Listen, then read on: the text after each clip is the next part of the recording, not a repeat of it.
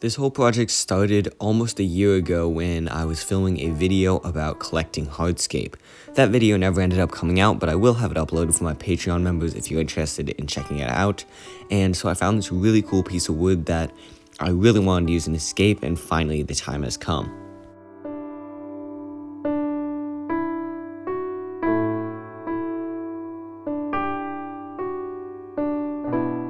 One of the coolest features about this piece of wood is that it's actually hollow all the way through, and I use that to my advantage in this scape. To be sure that no mulm, detritus, or fish poop would build up in the hollow part of the log, and also so that the log would sink, I filled the hollow cavity up with pea gravel.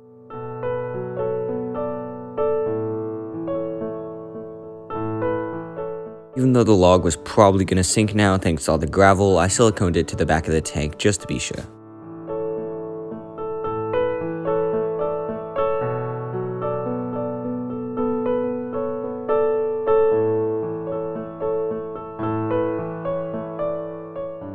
I added a base layer of small black lava rock chunks, just like I did in my Hillstream aquarium, to not only build substrate height, but provide a great colonizing area for beneficial bacteria. And once again, I have so much of this stuff left over from my 55-gallon build that I need to use it somehow. I scaped the tank with round river rocks to sort of call back to where I actually found this piece of wood.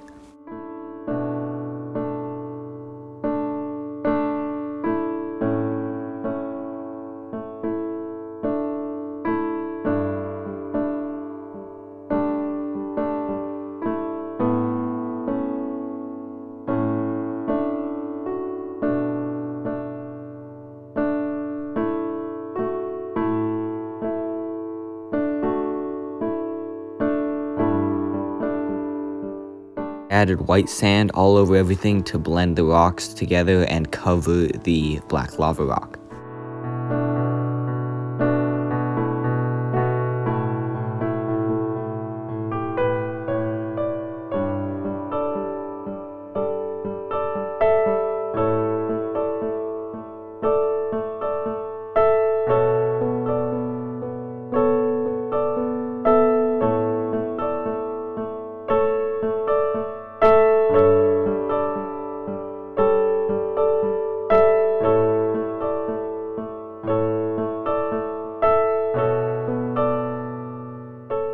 I added the same pea gravel I used to fill the hollow cavity of the wood around the rocks to give a lot of extra detail to the scape. This is one of the only hardscape elements, actually the only hardscape element that I actually purchased for this tank, and you can get pea gravel for I think like $3 for a big bag just for landscaping at any hardware store, so it was hardly an investment at all. I'm fortunate enough that I have access to places that I can locally collect from and get sand, rocks, and wood like this that looks super good in pretty much any aquarium that I'd want to set up, but I definitely recommend anybody who wants to collect their own hardscape to give it a try, because it can really work out well and save you a lot of money. I mean, I'm only about $3 into this scape right now.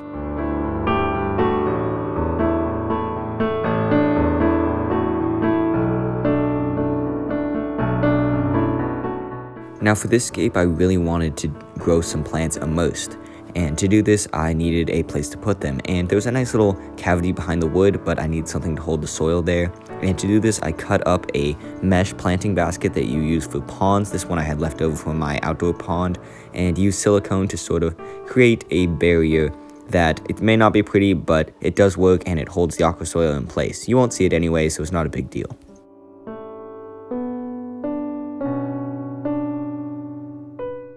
I filled the area with aqua soil.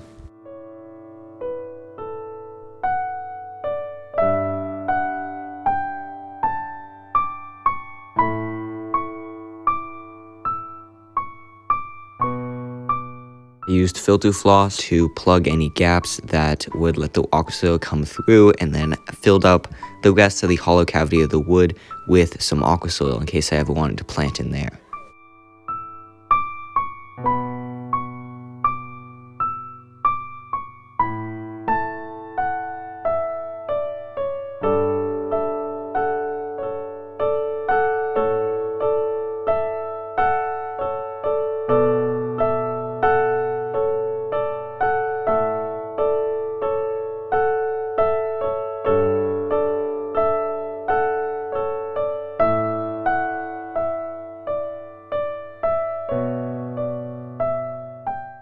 embellished the hardscape with smaller branches to act as kind of vining roots or something like that coming down from this fallen log. I also collected these locally. I crushed up aqua soil between my fingers to cover up any glue.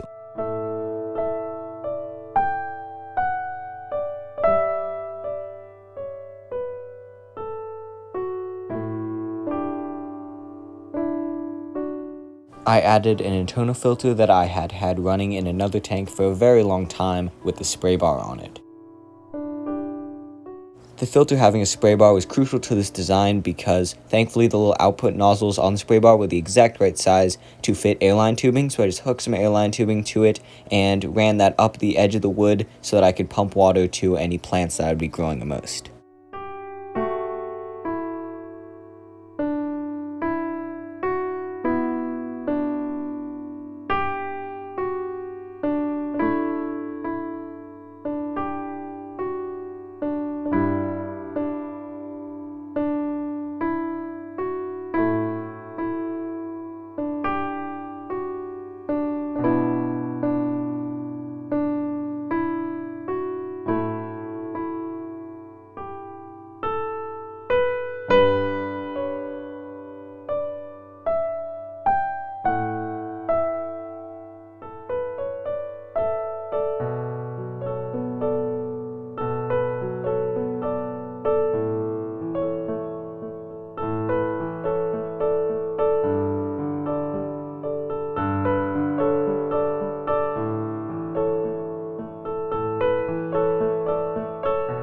I really liked the stream effect that this tube gave me, so I added 2 more tubes to the mix just to pump a little extra water into all parts of the immersed area.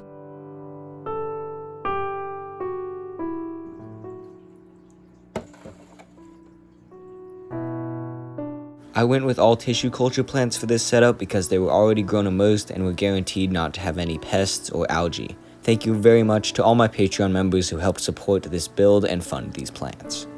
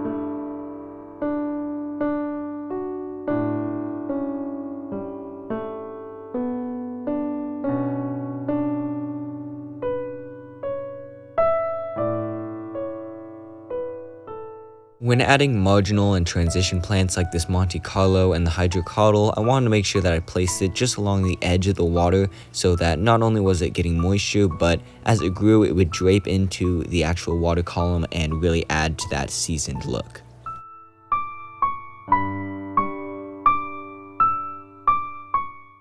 Things just weren't looking quite right in the water column yet, with all that detail on top and really not enough in the bottom. Things just looked a little off and I needed some detail plants. I decided to start by adding some Rotala indica.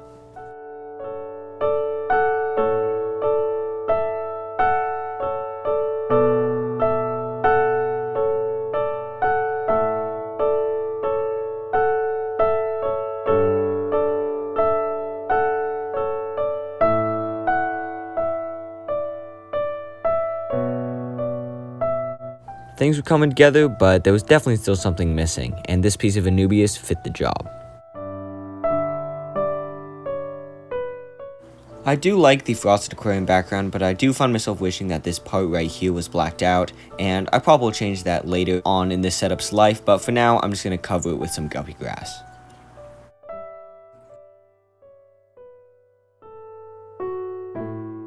This setup was really starting to come together, but I wanted that extra layer of realism, and for that, I needed botanicals.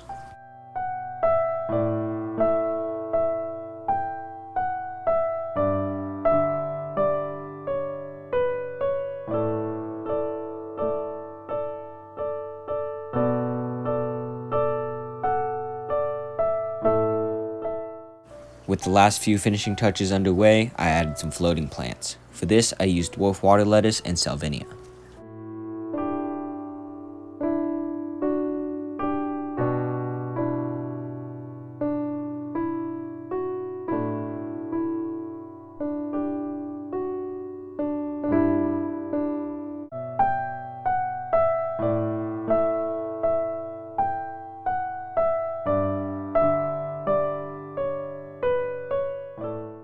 The finishing touch of this setup was really the fog maker. It may be a bit of a just sort of unnecessary thing, but I think it really ties the tank together. And it was pretty inexpensive. I got this one for about 20 bucks on Amazon, so I'll throw a link in the description if you guys are interested too. My only downfall with it is that it is silver. It's like a metal, so you know, it kind of sticks out, but I was able to cover that pretty much mostly with the guppy grass. But hey, enough talk about that stuff. Let's take a look at the finished tank.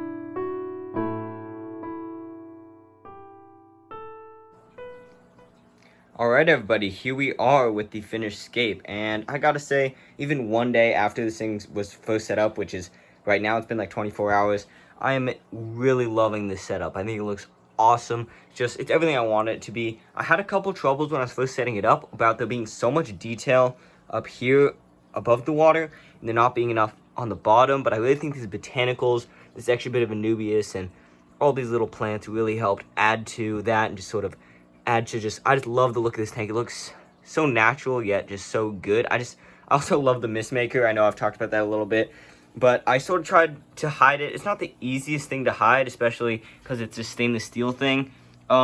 They had a black plastic version, which would have been easier to hide, but there were much worse reviews on that one, so I decided not to get that one. But, you know, it's very hard to notice. It's like you can barely see it right there in the tank. It's really not too visible, so it's not really obstructing the view, and I really think the mist looks great. Not only does it look good, it actually provides a lot of extra moisture to the marginal plants right here. I don't know how much our floating plants are going to like it. As you can see, there's a lot of condensation on them. They might not like that too much. And it's on a timer, so it turns on when the light comes on, turns off when the light turns off. I might not have it going forever, but, you know, I like how it looks right now. I really think that the little way that the water feature worked out for up here is great. This spray bar is just perfect to fit a bit of airline tubing. And as I showed you guys, it's hard to see, it's black airline tubing, but just hooked up right there, comes up. And it's not too well disguised right now. You know, a lot of the equipment's out in the open, but I want this hydrocotyle right here to just cover it all up. And this is a new plant I've never tried. This hydrocotyle something that starts with an S, don't know the name, but it pretty much seems like a larger version of this tripartita down here. And so far I'm really happy with it. It seems to be already adjusting super well. It's really perked up, starting to look towards the light. You can especially see on these leaves right here. And I'm hoping that that kind of grows in, clumps up right here, drapes into the water, does all that super cool stuff. But the water is doing really well right here, keeping all the moss and stuff moist. You can see there's a lot coming down here. It's completely wet all the way through here, keeping all these plants super well misted and stuff like that. And of course, the mist maker is helping to condense, get some water condensation on the leaves of these plants right here too. Also, I've got a T-valve right here that splits water so that there's water watering this Ludwigia right here and some on this hydrocotyle right here. And so all has been working out just fine. I need to move this book just in case any water ends up spilling. But right now I'm just using that as a bit of a black background because the white background actually looks pretty good right here. I even have a little bit of light poking through right there if you can see. But it doesn't look the best behind here. It doesn't hide the background as much as I'd like it to. And because this is just a window film on the back right here, I can just cut it like right here and then, you know, put a piece of black construction paper right there and it'll look just fine. I'll probably end up doing that, but that's not for today. But everything's looking great. I'm so excited to watch these plants grow in. I made sure I was strategic planting them, like the hydrocotyle right here and this Monte Carlo, because this stuff's going to creep down into the water and it's really going to sort of fill out this area, and I think that's going to look super, super good. I'm super excited to watch that grow. And I bet these plants, I chose a little bit of more difficult to grow plants for this setup. I mean, they're not hard to grow, but a little more difficult than I would choose for like an underwater setup because they've got plenty of access to atmospheric CO2, so they should grow really well in this environment. This is how most of these plants grow in the wild anyway. The only plants we've had a little bit of trouble with right now are this Alternanthera right here. I had it planted over here. You can see where this one Escarapins is kind of dried out. There must have been no water right here. They're kind of all dried out, and this one's kind of dry too, so I tried to move it. But the other Alternantheras are looking good. Everything seems nice and hydrated. A little bit worried about the Ludwigia. I don't know how much hydration it's getting, but I think that this T-valve right here is watering it pretty nicely, and I think that's great. All this will be providing great filtration and all that awesome stuff. And I want to ask you guys, what should I stock in here? Initially, I was going to put my betta in here, but instead, as you can see, I put him down in this Fluval Flex. Just moved him down here recently. He's actually doing really well. I was really worried that he wouldn't play well with the shrimp and stuff, but he's actually being very nice. And the shrimp, look, there's one of them right here. This is sort of just my like brown Neocaridina shrimp right here. I've got a couple blue ones in here too, but he plays pretty nice with them, doesn't bother them at all, just sort of hangs out, doing his thing. He seems to love the tank, actually, loving the extra swimming room. And our Lampi Rasboras right here don't seem to bother him, and he doesn't bother them, and they're actually coming out a lot more now that there's a bit of a bigger presence in the tank, so that's really nice. Sorry about this thermometer right here. I just added a heater to this tank sort of yesterday, just so that I could warm the water up so that this guy would be comfortable. So I've got to keep a thermometer here to monitor the temperatures, but all seems pretty well here. That's all I want to say there. So we won't be putting this guy, this betta right here. He's a gorgeous fish right here. Love this guy. But initially this setup, I was planning to put him in there, and his 3-gallon. We're going to do something super special. I'm actually picking up that animal tomorrow, so stay tuned. That should be next weekend's video. But what should I stock in here? This is definitely something that I think deserves some really cool fish. Again, open top tank, so it can't be anything that jumps. Some sort of small tetra, some sort of maybe micro rasbora, something like that would be really cool in here. I don't know. Give me any suggestions you guys want to see in here, and I will consider them. So I love this tank. Hope you guys love it too. Thank you guys for watching, and see you guys next time.